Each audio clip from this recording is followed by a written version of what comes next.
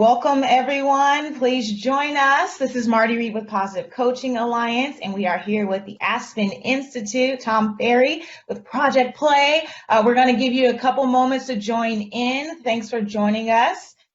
Please send this link out to your friends, family, coaches, anyone in the youth sports world. They're not going to want to miss this conversation. I will be following along on my phone for those that have questions. But while you're joining in, why don't you give us a wave and let us know where you're tuning in from. I'll give it a few more moments before I introduce Tom, our special guest. But thanks for joining us. I'm following along. I see that we are live now. Perfect. Happy Friday, everyone. Thanks for joining us. Again, this is Marty Reed with Positive Coaching Alliance, and I'm here with the Aspen Institute. And we're going to get started in just about 30 more seconds here. So get your coffee, get your seat, get your sound on, and get ready for an awesome conversation. Okay? Perfect. All right. Thanks for tuning in. For those that just joined us, this is Marty Reed with Positive Coaching Alliance, and I am here with Tom Farrey. He is the Executive Director of Project Play with the Aspen Institute, and we are so excited to have him here today. I'm going to give you a brief background on him so you know who he is and what he's about and why it's so important that you're tuning in right now with us.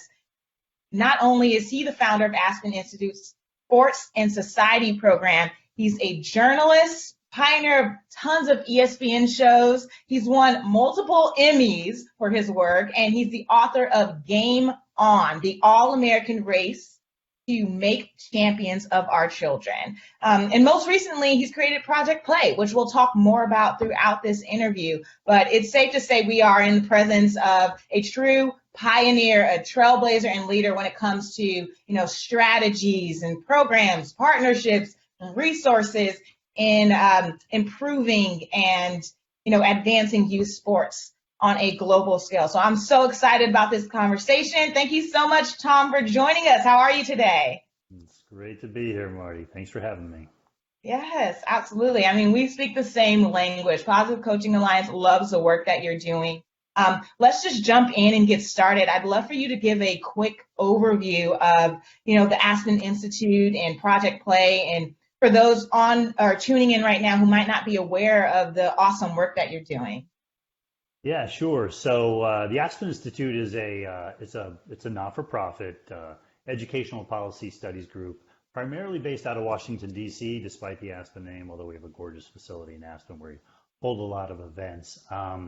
I run one of the 25 or so policy programs, Sports and Society, and our signature work within that is Project Play, which was created in 2013, really as a way to create the nation's first framework to build healthy communities through sports. So in recognition of, that there are 8 sectors that touch the lives of kids. There's, the community recreation sector can't do this alone. The national sport, organizations can't do it alone. The schools can't do it alone. I mean, children are involved from the moment they wake up to the moment they go to sleep. There are any number of institutions that touch their lives. So what Project Play is a way to get people together. Think of it as a network of networks. Get the key organizations together, and then more broadly than that, literally thousands of organizations to begin to move the energy in a coherent direction. So a lot of it's not moving at cross purposes. Big shout out actually to the PCA here. I mean, I got thinking about this many years ago when I met Jim Thompson. My first exposure to the idea of looking at youth sports in terms of a, science or just something other than, kids are just playing, was through Jim. And remember him talking about the magic ratio and 5-to-1, and I'm like, wow, okay, great. First I'll apply that in my marriage. And number two, maybe there is a way to actually, structurally move sport to a better place. So huge kudos to PCA for helping creating some of the original thought that certainly helped us think about how to do something different at a meta level with Project Play. So it's been around for 8-10 years. It's we facilitate this conversation. We do a lot of listening. We surface the best ideas, and then we shrink them down into frameworks, simply worded ideas, and then we ask organizations to mobilize around the key strategies or plays, as we call them, in our playbook. So it's been really exciting, and it's been great to have PCA as among the groups that have been involved in that conversation.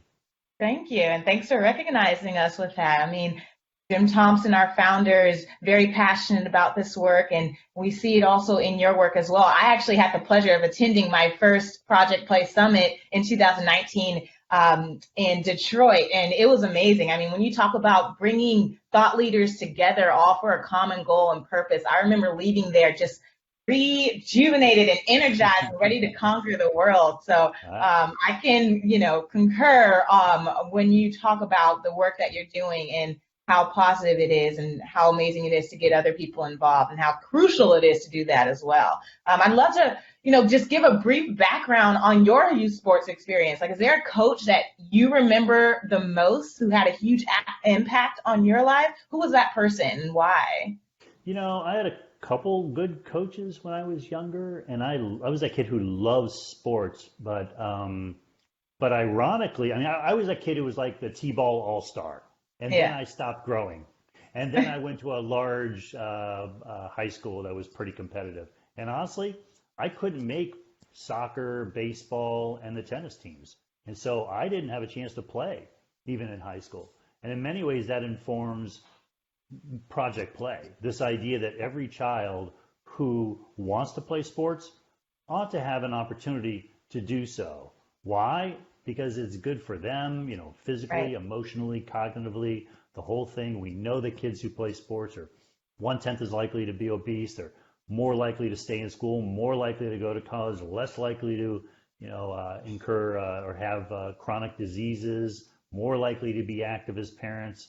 And then because of that, they're good role models, and their kids are more active. So there's this incredibly virtuous cycle that research underscores, and that's what we've been wholly focused on is the participation equation. What structures, what formats need to be in place? PCA is really driven hard on the culture side of things. How do we change the culture of youth sports? We recognize that as valuable. We've probably driven more on the structure side of youth sports. What kind of structures from the time kids decide they want to play sports to, through the end of high school are going to allow them to do so? Because if only 38% of kids are playing team sports on a regular basis, well, guess what? We don't have an opportunity to affect the other 62%. You got to get them in the game, and then you can develop it. So we're pushing really hard on the participation piece. So, that was really my motivation. Since then, I still love sports. I'm 55 years old, and I play beach volleyball, and I surf and play soccer and run and mountain bike. It didn't stop me from early on. And maybe because I wasn't exposed to an environment of overuse injuries and knee injuries and this type of thing, maybe I'm in a better place right now. It's interesting. So that's entirely what we're focused on, is how you build healthy communities and children through sports.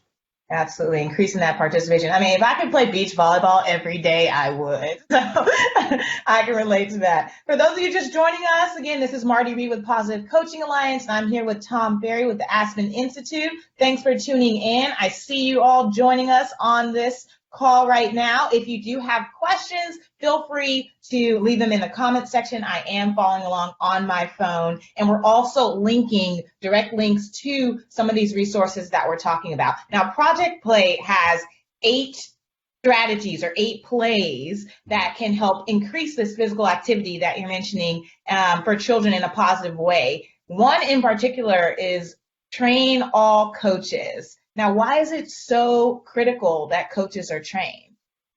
Look, the research that we conducted last year with Utah State University showed that kids, the average length of a child playing organized sports today is 2.9 years. They don't even last 3 years. So kids they want to play, they enter the sport, and very quickly they cycle out. Why do they cycle out? Well, they're just not getting their needs met. And who is the primary delivery mechanism for having a child's needs met? It's the coach. So is the coach going to create an environment that is, socially, emotionally, athletically appropriate, and allows the child to grow in each of those ways? If a coach creates that kind of environment consistently, and we can raise the number of coaches who are trained in key competencies and working with kids, I'm quite confident that we can grow that number from 2.9 to who knows what. Because the problem is that not that kids are not exposed to sports in this country. They most of them are at some point. There's just a high churn rate. They leave really, really quickly. So how do we create a sustained sport experience that lasts, certainly into the teenage years? Our data shows that kids are retiring from sports. We had a big campaign last year, Don't Retire Kid, retiring by by age 11 or so. That's crazy. So we got to get them into the teenage years, and then we have to have structures and the culture in place to engage them, through the teenage years, so they can go on and live healthy lives, and we can address all of these public health burdens that come with obesity and mental health and everything else that physical activity can positively affect. So crucial. I feel like, it's some people just assume that kids are going to learn these positive life lessons through sports just automatically, but we know that it just doesn't happen. It's not just happen chance. We have to have the right people in place, trained, that take a proactive approach to really, giving kids that opportunity to actually practice those life lessons, right? And really helping coaches take advantage of that influential platform. So, we are committed to that. That's why we partner with over 3,500, schools and youth sports organizations and do over 20,000 workshops a year, because we think that is so important. So we are on the same page as you when you talk about, making sure those coaches are trained. Now, another one of your plays is reintroduce free play. Reintroducing free play. And I think that was really important. And especially with, the current pandemic causing a shift in organized sports. And we're seeing projections of the numbers dropping in the pay to play, the travel ball teams and the club teams. What are your thoughts on how this will impact youth sports? Do you feel like maybe there's a chance that there's some positive outcomes from this, or? Yeah, this COVID situation is challenging to so many people, parents, working parents, kids who've had their lives ripped up, sport organizations. How are we going to pay our bills next month? Right. There are enormous challenges in space, but there have been some incredible silver linings as well. Because organized sports are, for the first time, dead for the time being, since they were introduced as a tool of nation building 120 years ago. And we still have this desire to be physically active and to play. We're seeing it's like weeds growing all over the place. And like good weeds, right? So like in my house, what that means is we took the little mini, my wife pulled out the little mini basket that we were about to throw away because the kids had gotten too old, and we put it in the driveway, and now my son and I play. We just battle one-on-one, I love it. So dunking on each other and the whole competition thing. On. Let's go.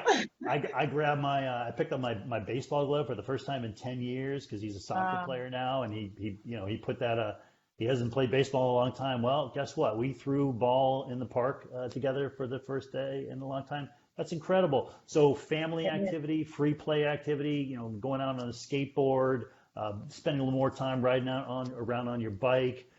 Just making up games.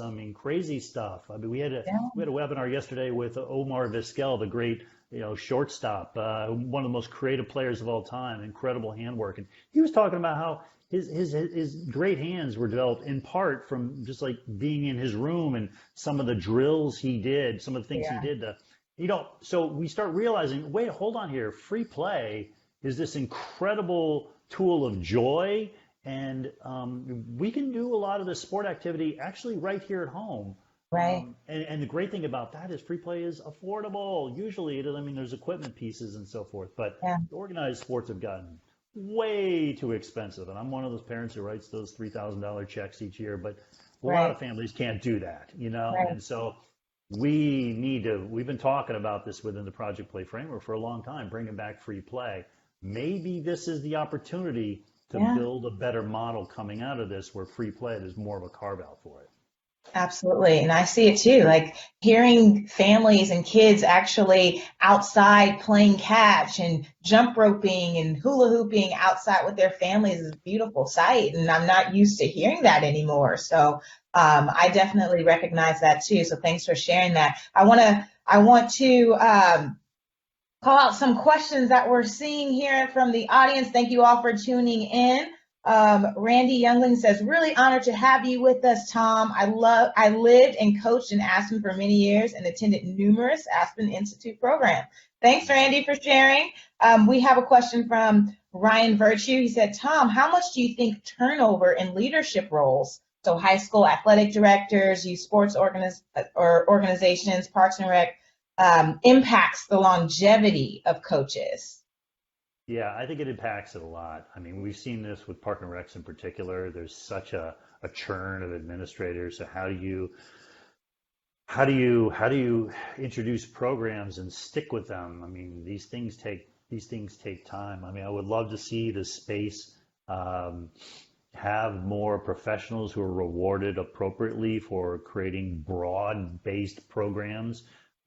There are folks who are making money in this space. There's actually a good bit of money being made in this space, but it's usually in the privatized recreation category. And we need professionals. It's really there's a call to action, especially in this era of COVID, for people who can figure this out and get and keep kids playing in formats that are low cost and high quality, which includes the coach training piece. You know, people who are administrators who are there to make sure the coaches are trained in the key competencies of working with kids. So not just character development, but also skill development. It does matter. You know, kids, if they can get better at a first touch, well, you know, they improve at the game. It feels good. It's something that makes it a sport a stickier experience. And then, of course, there are all the safety considerations from first aid to CPR to safe sport, the abuse issues, emotional, physical, and sexual. So, I mean, this is the model that I think needs to emerge from the crisis. Absolutely. And I feel like Project Play has been offering tons of resources, especially in response to the coronavirus and the pandemic that's currently going on in the state of our world. And we're very inspired with ideas around, when we do return to youth sports, it can be a better landscape if we innovate. What are your thoughts on how that can happen? Yeah, I think we basically need to. We have so many near-term challenges right now, right in Right. front of us. Oh my gosh, how am I going to pay the bills? How am I going to handle refunds? How am I going to do? We get it. We've got a series of webinars we've created. You can go to our resource page. You can see, John Solomon, our editorial director, is producing really 2 or 3 articles a week on this stuff. We've basically turned it into a beat report. So we're trying to help people through the near-term challenges, but I think it would behoove us to also have a conversation about, okay, what's the end in mind here? Right. Where do we want this space to be years from now? And then what are the pieces, the building blocks that need to be put in place now? Because that's going to get us to a better model. That's what's going to grow participation, grow the percentage of coaches who are trained, really live up to this idea that I think the vast majority of us want in youth sports. I mean, it's so funny. There's so much money in this space right now, but there's so many people who are like not all that happy with the model. You're either pushed aside and locked out of it because you can't afford a sustained experience, or you're in it and you're going with it and you're giving up Mother's Day and family vacations and doing the tournications, and yeah, you're there, it's okay, it's good, but is it really what you would? I mean, is this the ideal environment, and do we need to be traveling as much as we are at age 10, 11, 12? Probably not, but people don't see an alternative, so we need to develop those alternatives. Absolutely, 100%. And I feel like, working together to improve this, the current state of youth sports is right now more than ever. We talk about life is a team sport. That's our campaign right now, Positive Coaching Alliance. We have to come together because we are all on the same team. So we love how you're sharing resources. We're putting out resources every week as well. We have linked the resources that you have sent out in the comment section. So for those that are tuning in right now, please take a look at those resources. Send them out to your loved ones, to your friends, to your family. It's very important that we do all support each other during this time. Now, when we do return to sports, you mentioned this earlier. What do you think coaches have to keep in mind? About our youth athletes and what they have gone through, particularly those in underserved communities where, so many are unemployed and under-resourced. What are some things that coaches need to keep in mind when we do return? Yeah, it's a great question, Marty. I mean, the role of a coach is going to change, going to shift based upon the needs of children. So originally, historically, and still in many places, we think the role of a coach is to win games. That's your Right. job, to win that game on Saturday. Okay, I'm going to put together the best team. I'm going to Mm-hmm. organize. I'm going to tell them to swing the bat or not swing the bat, and the kid goes. That's still the way most coaches. Um, that's how they measure success, and Right. it's not going to work moving forward. It'll work for some, but what most kids need these days in general, is take COVID out of it, is an experience that speaks to their social and their emotional needs.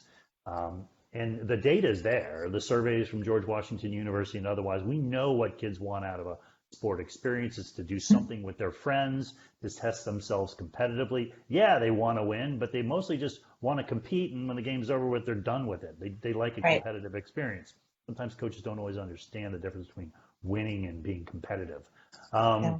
But, particularly today, now we've got this layer with COVID where kids they're stuck at home. They can't Yeah. play with their friends. Their lives have been turned upside down. And particularly for kids in underserved communities, urban places where it's tight spaces and otherwise, parents have to go to work. How Right. do they handle it? They're traumatized. I'm not a psychologist, and I can't tell you what level, what Right. percentage of our population is traumatized, but I would say that there are very deep needs right now. So coaches need to come out of this with an idea that you're really, you're a mentor. You are Right. and you need to look at children first as human beings and second as athletes, right? And so they're going to need to be sensitive to this. They're going to need Right. to know how to ask questions, open-ended questions. How you feeling? How you doing? What's going on? It's not all about just the X's and O's. This is Yeah. really going to challenge coaches. But if they step up to the challenge, I think they're going to develop meaningful relationships, the kind that 20 years from now, they'll see that kid in a mall or something, and there'll be a warmth that is conveyed, and they'll feel really Yeah. good about. That's success. Yeah. So I think we're going to get there, but we're going to have to. Coaches need to understand really what their role is, and the organizations that are Right. working with them need to recognize that, and then give them the tools to work with all kids to get them to this better place. Mm, that's such great advice. That's such great advice. It's so important that coaches, when they do return, when sports does return, that they are putting that positive youth development, social emotional learning at the forefront. Like you said, looking at athletes as a human first, right? Because this is a traumatic experience. This is a traumatic experience. We actually do work with We Coach and trauma informed training. And I think right now is an important time to really focus on how to, be that support system for athletes and be able to ask those open-ended questions like you mentioned and really be there for them because it's more important than the X's and O's and the wins and losses on the scoreboard. So I'm very happy that you said that. Absolutely. Now, one of the things that's so impressive about Project Play is all the partnerships that you have. You partner with so many, to change the landscape of youth sports. How did you create such great partnerships, and how do you decide on which organizations to truly lock arms with? I mean, I mean, they're literally, our mailing list is, 14,000 organizations. So, I mean, we work with You. anybody. No, I mean, but I'm not, whatever. It just is what it is. I mean, we work with anybody who wants to work with us. Now, we can't have like a Yeah. high touch relationship with all of those Right. organizations. Um, we have a higher touch relationship with a lot of the organizations that sit at the center of the sports experience in this country. So the Right. leagues, media companies, top retailers, U.S. Olympic Committee. Big ups to them for producing their return to play document 2 days ago, which I thought was a true act of leadership. So we talk with these different groups. We're constantly reminding them of the eight plays, the shared vision of an America in which all Right. children have the opportunity to play sports. And then we talk to each of them about the value proposition as well, that like this isn't just an altruistic thing, a nice thing to do on the side, that this is actually core to what your success as an organization. So Yeah. leagues, for instance, they need. I mean, the best way to become a lifelong consumer of baseball or basketball or otherwise is to play the game as a kid and have something of a positive, sustained experience. So they get that. I mean, huge credit to them. They understand the connection between fandom and what happens at the base of our sports system. ESPN's been a terrific partner in elevating, the Don't Retire Kid campaign. Joe, boy, just on down the line. It's funny. Project Play has become, again, we're sort of a network of networks. We're not even Yeah. really a youth sport organization, but it ends up being this magnet. We're all like the good angels or the better angels in our nature to rally around. I mean, that's what's been the great joy for me as an investigative reporter for most of my life is in Yeah. Project Play. The people who come to our roundtables, the people who participate in our events, they really have the best of intentions, and Right. amazing things happen when you can get those folks in the same room or around a Absolutely. certain project, and it's just incredible energy. I'm just really honored to spend time with these folks as they think about meaningful interventions to make sport accessible to more kids. Absolutely. And, partnerships are key. And there's so many like-minded organizations that are locking arms right now and working together to really elevate each other. And it's just amazing to see. We have a lot of people commenting. I see your comments, George Barrett. He's saying, I believe that your research is on point 100%. And I believe that the biggest contributor to children dropping out from sports is most organizations don't have a focus on having programs for every level. And we talked about that earlier, making sure there's a spectrum, reintroducing free play, getting coaches trained, making sure that coaches are equipped in that emotional learning as well. What are some lessons that you've learned from this pandemic, and how will these lessons kind of play into your work moving forward? I mean, the lessons are unfolding on a day-to-day basis. Right. We're just trying to read the landscape and report on it as best as possible, and then be as much of an effective agent as in terms of shepherding thought around the real opportunities. So, I don't know. It's just I just think there's an opportunity to build a different model. I think it'll be a mandate to build a different model coming out of this thing. Yeah. We really have had, because I wrote about it in the book. I mean, there have been basically three stages of youth sports in this country. The first was around the turn of the 20th century when it was introduced by people like Luther Gulick and otherwise into schools. So it's a uniquely American experiment putting sports into the schools. You playing softball at UCLA wouldn't have happened if these type of actions weren't taking around that time. And then around the mid-century, the schools really kind of began to step out of sports at the elementary and the middle school level, and that's when we saw Little League and Pop Warner and some of these volunteer-driven community organizations really step into the fold.